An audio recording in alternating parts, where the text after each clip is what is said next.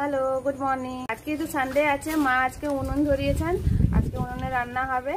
না, অনেকদিন পরে রান্না হচ্ছে উনুনে, ওটা ঠিক করছেন মা এখন। তারপর ওটাতে আজকে রান্না হবে। মা এখানে রেডি করছেন।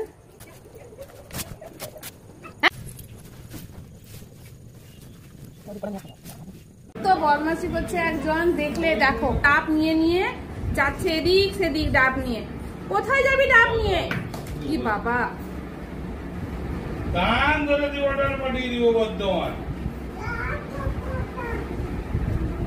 আজকে রান্না হচ্ছে মাটনের ঝোল আর ভাত।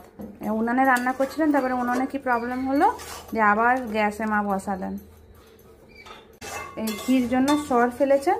মা বাড়িতেই ঘিটা বানান। ঘিটা মা বাড়িতে বানিয়েছেন। এতটা ঘি দুবারে বানিয়েছেন, দুবার না তিনবারে এটা হয়েছে।